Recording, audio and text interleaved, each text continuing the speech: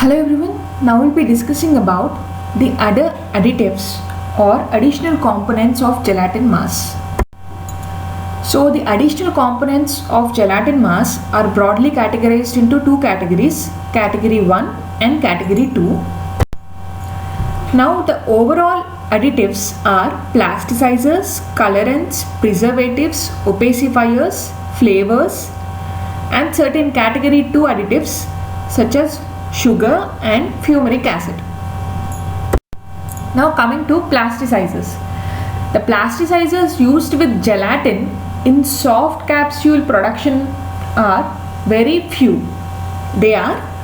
Some of them are glycerin, sorbitol and pharmaceutical grade sorbitol special, sorbitol USP and pharmaceutical grade sorbitol special. When it comes to plasticizers, the ratio by weight of dry plasticizer to dry gelatin is very important and it determines the hardness of the gelatin shell. The hardness of the gelatin shell is determined by the ratio of weight of dry plasticizer to dry gelatin, and the range is usually ratio of dry glycerin, which is nothing but a plasticizer, to gelatin is 0.4 to 0.8 parts of plasticizer to 1 part of dry gelatin. This is the usual range.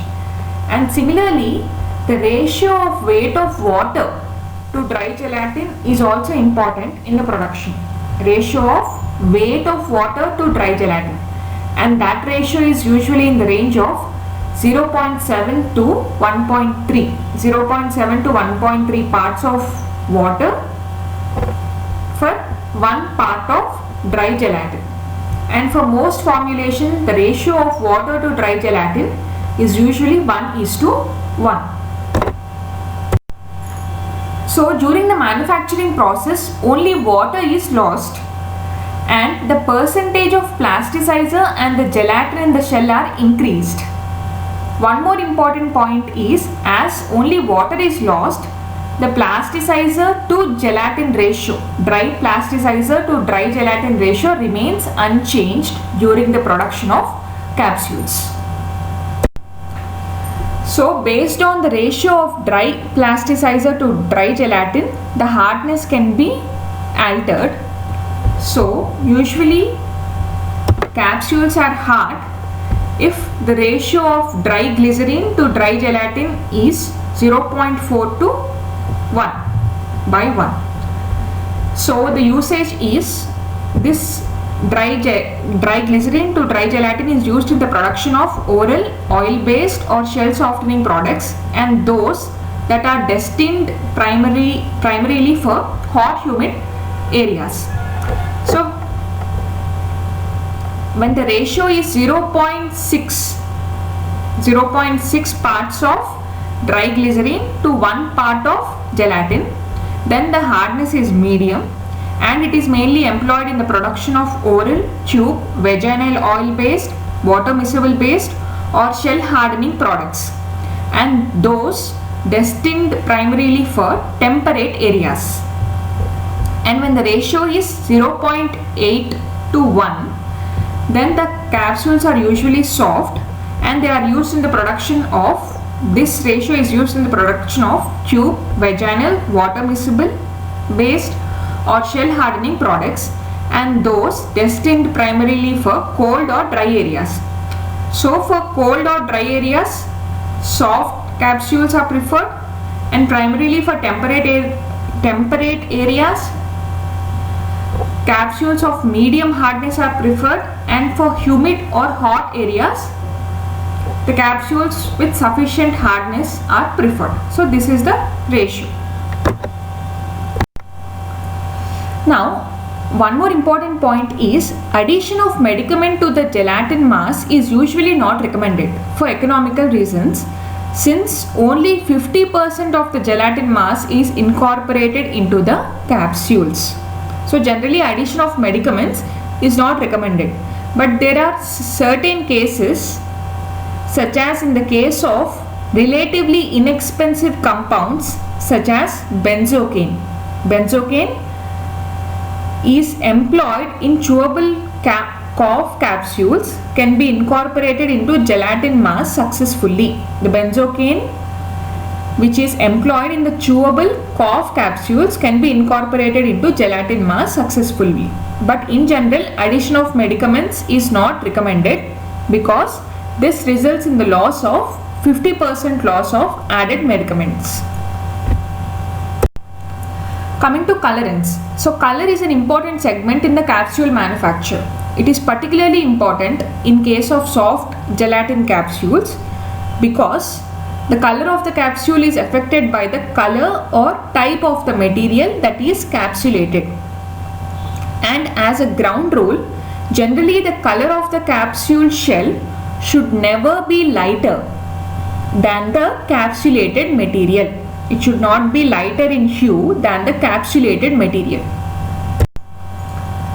When it comes to plasticizers, the ratio by weight of dry plasticizer to dry gelatin is very important and it determines the hardness of the gelatin shell. The hardness of the gelatin shell is determined by the ratio of weight of dry plasticizer to dry gelatin, and the range is usually ratio of dry glycerin, which is nothing but a plasticizer, to gelatin is 0.4 to 0.8 parts of plasticizer to 1 part of dry gelatin. This is the usual range. And similarly, the ratio of weight of water to dry gelatin is also important in the production. Ratio of weight of water to dry gelatin, and that ratio is usually in the range of. And one more reason is, since iron is present in gelatin, dark spots may occur in the shell owing to the migration of water. This is because the soluble iron sensitive ingredients, they migrate from the fill material to the shell. In order to prevent this, the color must be checked, color mixtures must be checked with water. And one more rule is, as a rule, clear colors are usually employed with clear type fill materials. Usually clear colors are employed with clear type fill materials and opaque colors are used with suspensions. But for any specific identification purpose or stability purpose, both opaque or one opaque and one clear may be chosen, as the manufacturing process involves two gelatin films. If we can recollect, whenever you see a capsule, in certain cases it might be of two different colors. So that can be because for any specific identification purpose or for any specific stability purpose. So one color may be opaque and the other may be clear, or they can select two opaque or two clear things. Coming to the overall table of additional ingredients, as we have discussed earlier, they are broadly categorized into two categories, category 1 and category 2, and the additives which come under category 1 are preservatives. So methyl paraben, 4 parts of methyl paraben to 1 part of propyl paraben, the concentration is 0.2%. Next one is colorants, FD&C and DNC water soluble dyes, certified lakes, pigments and vegetable colors alone or in combination. They can be used to quantity sufficient. The next one is opacifier. The example is titanium dioxide. The concentration is 0.2 to 1.2%. Next are flavoring agents, ethyl vanillin and essential oils.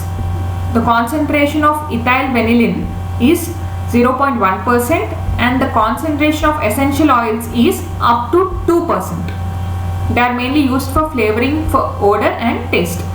The category 2 are sugar, which is nothing but sucrose, and fumaric acid.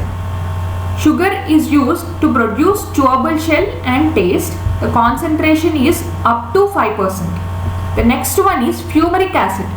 Fumaric acid is used up to 1%. The main purpose is it aids in the solubility and reduces the aldehydic tanning of gelatin. So fumaric acid aids in the solubility and reduces the aldehydic tanning of gelatin. Thank you for watching. Please subscribe for further videos on GPAT.